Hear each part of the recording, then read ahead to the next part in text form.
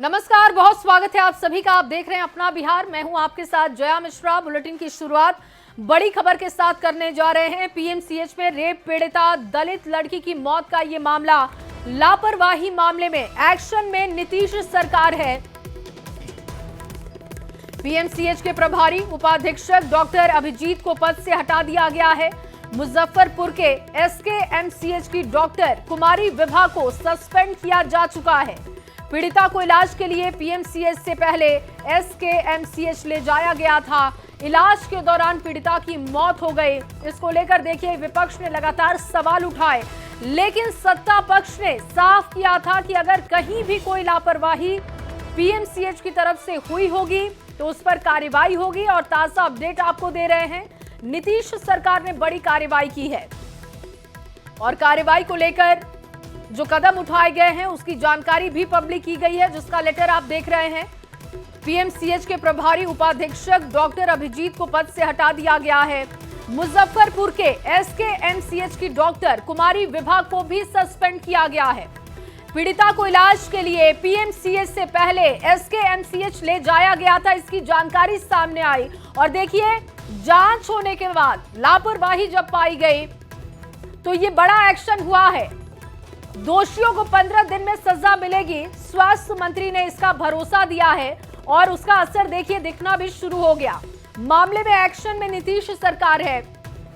सवाल उठाए गए, बच्ची की मौत के बाद कई सवाल सरकार पर उठे। स्वास्थ्य व्यवस्था को लेकर, पीएमसीएच को लेकर सवाल उठाए गए, लेकिन इसकी जांच करने के बाद अब जैसे जैसे ये जांच आगे बढ़ रही है, लापरवाही की बात अगर सामने आ रही है तो उस पर एक्शन हो रहा है। यानी कि सरकार ने ये साफ कर दिया है इस एक्शन से कि अगर कोई भी लापरवाही जिन्होंने बरता है, जिन्होंने इलाज के दौरान लापरवाही की, उन पर कार्रवाई होनी जरूरी है। और ये देखिए, ये कदम उठा भी लिए गए हैं। मामले में एक्शन में नीतीश सरकार है। दोषियों को 15 दिन में सजा दी जाएगी। मंगल पांडे ने इसका भरोसा दिया था। रेप पीड़िता दलित लड़की की मौत का मामला, पीएमसीएच के प्रभारी पर गाज गिरी है। और इसके अलावा आपको बताएं कि प्रभारी उपाधीक्षक डॉक्टर अभिजीत को पद से हटा दिया गया है। जानकारी इस बात की है कि पीएमसीएच लाने से पहले एसकेएमसीएच बच्ची को भेजा गया था और वहां की डॉक्टर कुमारी विभा को सस्पेंड किया जा चुका है। शैलेंद्र ज्यादा जानकारी के साथ फोन लाइन पर जुड़ चुके हैं। शैलेंद्र, सरकार की तरफ से ये भरोसा दिया गया था, स्वास्थ्य मंत्री ने खुद कहा था कि अगर कहीं लापरवाही बरती गई है तो फिर एक्शन होगा। वो एक्शन दिखाई भी दे रहा है, जानकारी दीजिएगा। बिल्कुल, देखिए एक्शन दिखाई भी दे रहा है और उप मुख्यमंत्री चिराग चौधरी की जानकारी दी और मतलब साफ है जानकारी देने के पीछे कि कहीं सरकार यह मैसेज भी देना चाहती है कि जो दोषी हैं उन पर कार्रवाई की जा रही। सरकार की काफी फजीहत हुई थी, भद पिटी थी सरकार की, क्योंकि विपक्ष के द्वारा इस पर सवाल उठाए जा रहे थे। और अब इन तमाम चीजों को देखते हुए जांच के बाद पीएमसीएच के प्रभारी जो उपाधीक्षक हैं डॉक्टर अभिजीत और मुजफ्फरपुर एसकेएमसीएच के जो डॉक्टर विभा को सस्पेंड कर दिया गया है। आगे भी इन पर कार्रवाई की जाएगी, जांच अभी और आगे भी की जाएगी और कार्रवाई आगे भी होगी। तो कहीं न कहीं सरकार की जो फजीहत थी, उस फजीहत के बाद और उससे बचने के लिए सरकार ने भी एक कार्रवाई की है। हालांकि भरोसा पहले दिखाया गया था, जरूर कार्रवाई होगी, जांच की जा रही है और जांच के बाद बिल्कुल, और हाई लेवल टीम का गठन भी हो चुका है शैलेंद्र इसके लिए, और जिसकी कार्रवाई भी देखने को मिल रही है। बहुत शुक्रिया आपका तमाम जानकारी के लिए।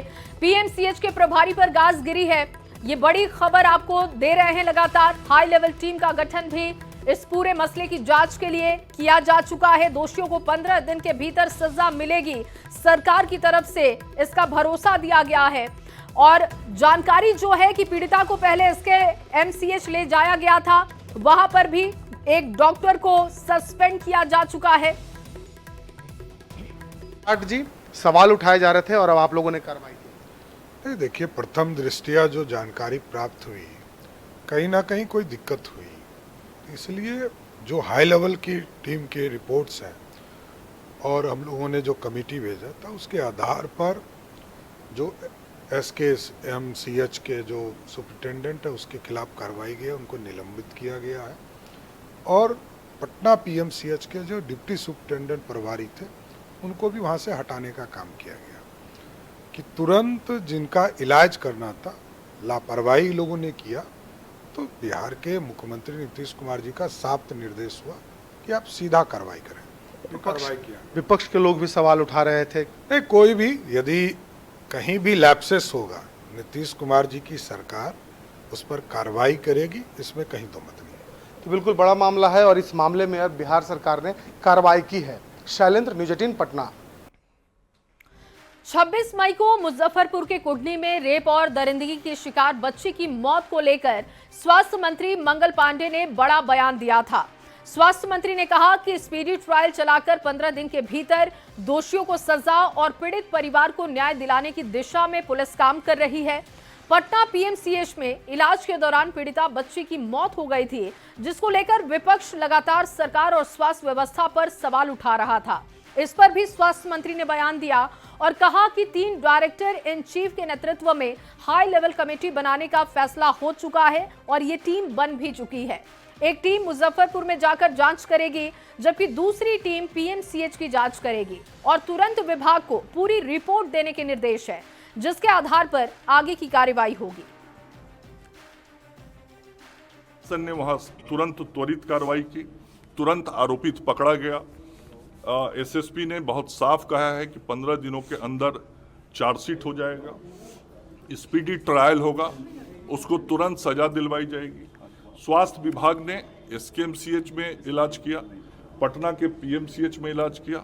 फिर भी यदि कोई विषय निकल के आया है तो मैं जैसे ही कल रात को वापस पटना लौटने के बाद सबसे पहले मैंने अपने अधिकारियों के साथ पूरी बात करके पूरे विषयों को समझा और तत्क्षण मैंने निर्देश दिया कि तीनों डायरेक्टर इन चीफ के नेतृत्व में ये जांच दल गठित किया जाए।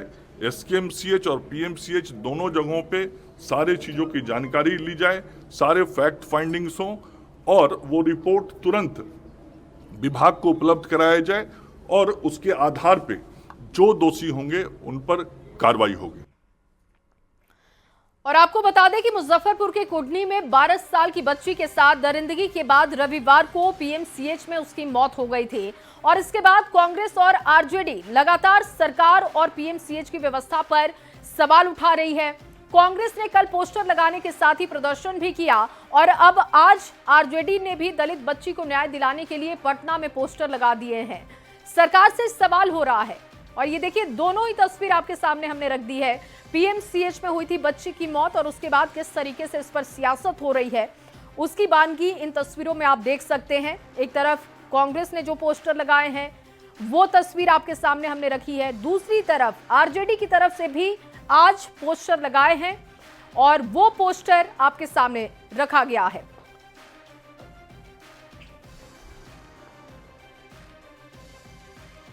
और वहीं मामले पर राज्यसभा सांसद उपेंद्र कुशवाहा ने भी दुख जताया। मुख्यमंत्री से मांग की है कि जल्द से जल्द इस मामले में कार्रवाई हो, दोषियों को सजा मिलनी चाहिए। उनका बयान आपको सुनवाते हैं।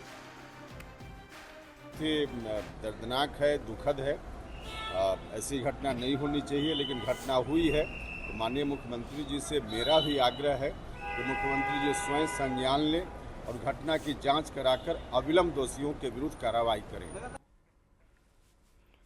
और वहीं बिहार में बढ़ते अपराध की घटना पर एक बार फिर से नेता प्रतिपक्ष तेजस्वी यादव ने राज्य सरकार पर तीखा हमला किया। तेजस्वी यादव ने कहा कि बिहार में विधि व्यवस्था पूरी तरीके से बेपटरी हो चुकी है। मुख्यमंत्री और उप मुख्यमंत्री को सिर्फ कुर्सी से मतलब है, इन लोगों को जनता से कोई मतलब नहीं। तेजस्वी ने मुजफ्फरपुर और सीतामढ़ी में बच्चियों के साथ हुई हैवानियत का मुद्दा भी उठाया। आपको सुनाते हैं। सिर्फ कुर्सी ही नहीं, अभी जानकारी प्राप्त हुई कि सीतामढ़ी में भी 11 साल की बच्ची के साथ दुष्कर्म हुए हैं। ये पूरे बिहार में कोई ऐसा जिला नहीं जहां इस तरह की घटनाएं ना हो रही हो। हमें पता नहीं कि सरकार कौन से नशे में है, कौन सा नशा करके सरकार जो है सोई हुई है। पूरे बिहार में अराजकता का माहौल है, क्रिमिनलों का डिसऑर्डर हो चुका है, लॉ एंड ऑर्डर कोई देखने वाला नहीं है, पुलिस वसूली में लगी हुई है, निर्दोषों को थाने में पीटती है और कोई भी मुख्यमंत्री हो या दो डिप्टी सीएम हो, उनको केवल कुर्सी से मतलब है, ना कि बिहार और बिहारी। और वहीं मुजफ्फरपुर में रेप की शिकार बच्ची की पटना पीएमसीएच में मौत के बाद विपक्ष लगातार सरकार पर हमलावर है। ऐसे में अब बीजेपी सांसद संजय जायसवाल ने सवाल उठाने वालों पर पलटवार कर दिया और कहा कि बिहार में सुशासन की सरकार है और यहां अगर कोई घटना होती है तो अपराधियों को कड़ी सजा मिलती है। संजय जायसवाल ने लालू राबड़ी शासनकाल पर भी सवाल उठाए हैं। उनका बयान आपको सुनवाते हैं।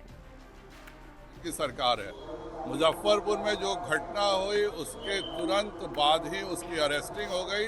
लालू जी के ज़माने में आज भी शिल्पी जैन और चंपा विश्वास को न्याय नहीं दिला सका था वह समाज, और आज जब हमारे यहाँ आपराधिक घटना होती है तुरंत कार्रवाई होती है।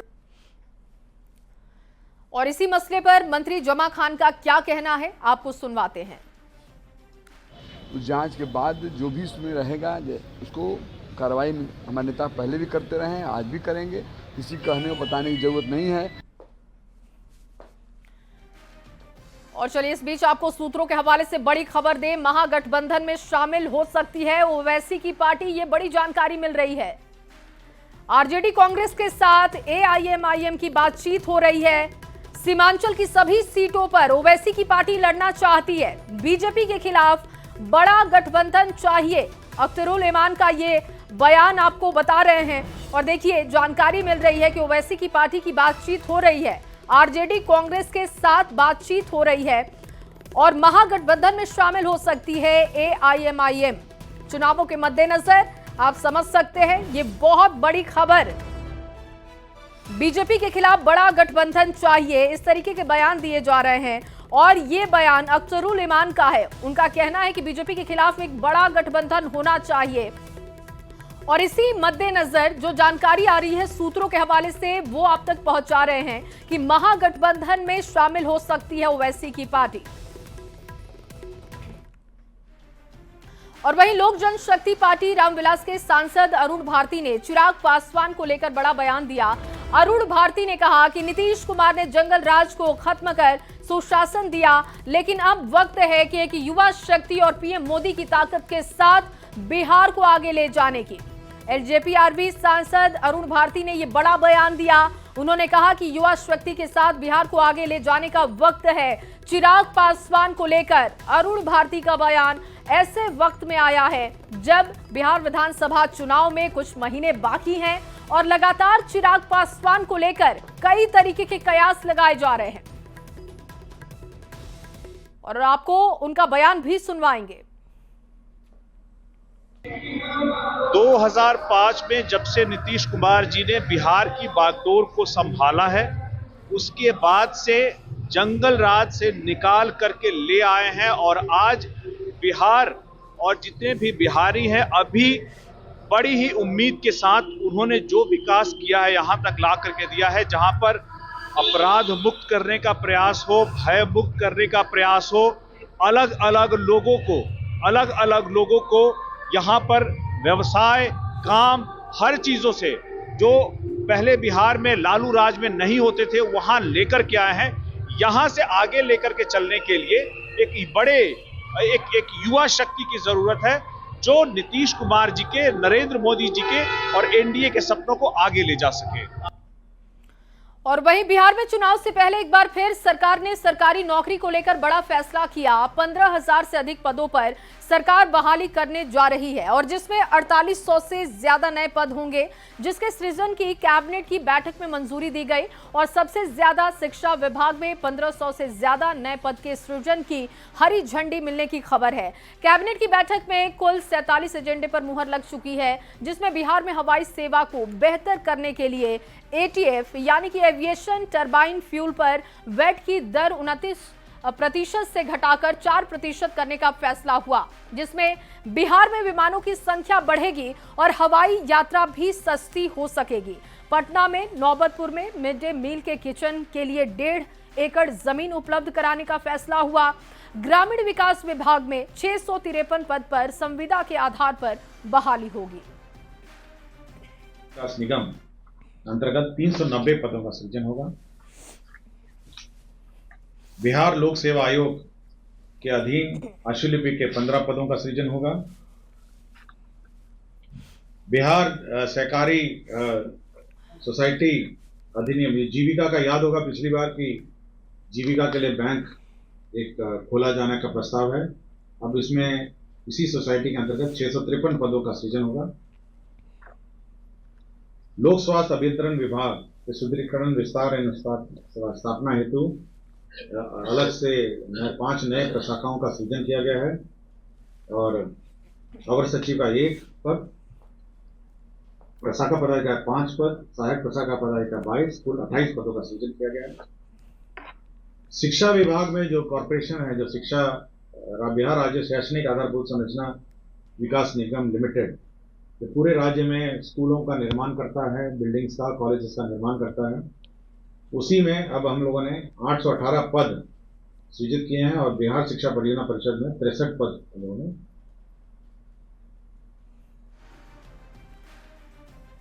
और 4800 से ज्यादा नए पद सृजित होंगे। नीतीश कैबिनेट का बड़ा फैसला, कैबिनेट की मीटिंग में कई फैसलों पर मुहर लगाई गई है। शिक्षा विभाग में 1500 से ज्यादा नए पद होंगे। चुनाव से पहले बिहार में नौकरी की बहार होगी, ऐसा भरोसा सरकार की तरफ से बार बार दिया जा रहा है कि रोजगार के अवसर बढ़ाए जा रहे हैं। और देखिए, उसी कड़ी में सरकार के कैबिनेट की बैठक में ये फैसला हुआ है।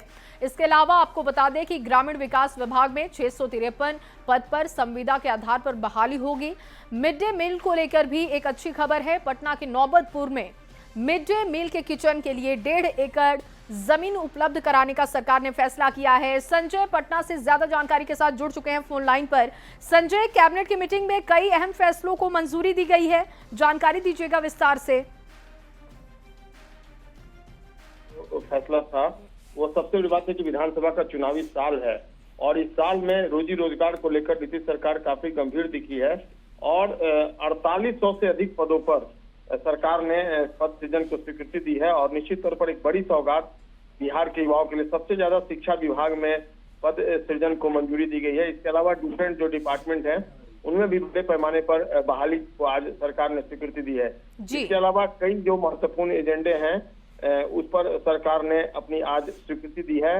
और मैं आपको बता दूं कि घरेलू हिंसा को रोकने के लिए 390 पदों पर बहाली होगी। और इसके अलावा आपको ये भी जानकारी दे दूं कि जो हर जिले में परियोजना क्षेत्र कार्यालय के गठन का फैसला लिया गया है। इसमें 7 आयोजना क्षेत्र प्राधिकार है, बोधगया, गया, राजगीर, बिहारशरीफ, आरा, मुजफ्फरपुर और सहरसा। और यहाँ पर 147 पदों को प्रत्यापित करते हुए सभी 48 जिलों में 650 नए। बिल्कुल, और संजय कह सकते हैं कुल मिलाकर जो अच्छे फैसले थे, जिनकी जरूरत थी, उस पर कैबिनेट की तरफ से आज मुहर लग गई है। बहुत शुक्रिया आपका तमाम जानकारी के लिए। और आगे बढ़ते हुए इस वक्त की एक और बड़ी खबर आपको दे दे। आरजेडी एमएलसी सुनील सिंह पर मामला दर्ज हुआ है। पत्नी बेटे के खिलाफ भी मामला रिकॉर्ड कराया गया है। आरजेडी एमएलसी के खिलाफ मामला दर्ज होने की खबर। आरजेडी एमएलसी सुनील सिंह के परिवार के खिलाफ भी मुकदमा दर्ज हुआ है। पत्नी बेटे के खिलाफ मामला दर्ज हुआ। लगभग 44 लाख रुपए के गबन का इन पर आरोप है। आशा एंटरप्राइजेस की शिकायत पर मामला दर्ज कर लिया गया है। अब इस मामले पर कार्रवाई आगे बढ़ेगी, जानकारी जुटाई जाएगी कि जो आरोप लगे हैं वो कितने सही हैं। फिलहाल मुश्किलें बढ़ती हुई उनकी दिख रही हैं।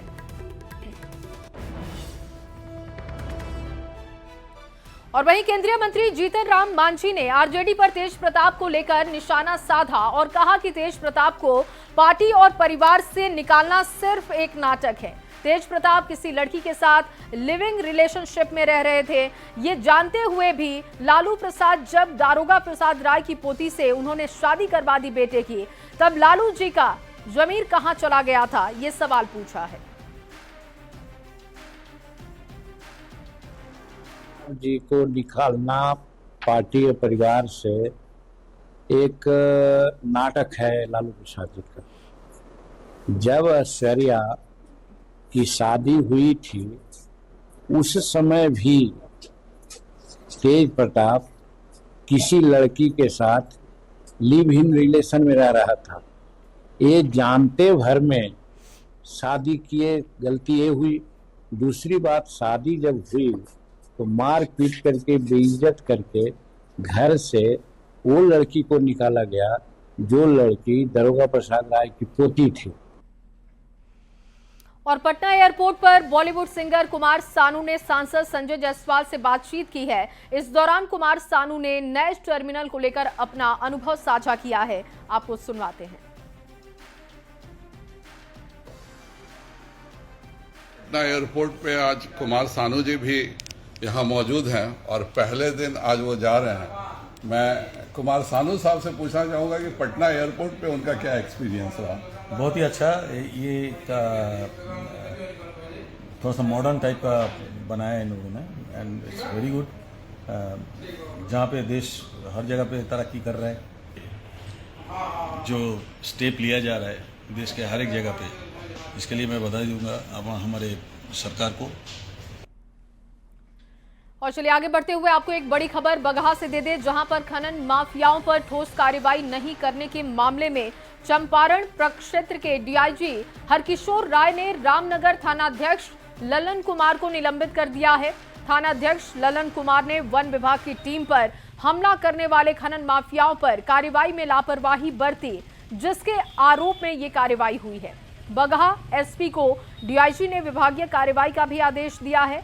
बता दें आपको कि वाल्मीकि टाइगर रिजर्व की टीम अवैध खनन की शिकायत मिलने के बाद छापेमारी करने नहीं पहुंची, जहां खनन माफियाओं ने बताया जा रहा है कि उसके बाद हमला बोल दिया था, जिसमें 7 वनकर्मी घायल हो गए थे।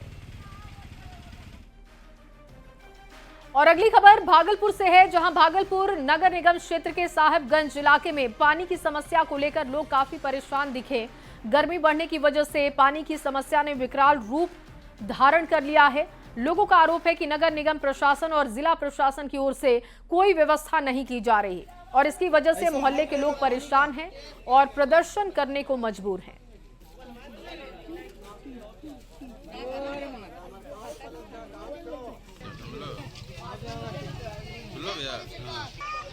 और चलिए इसी खबर के साथ इस बुलेटिन में बस इतना ही।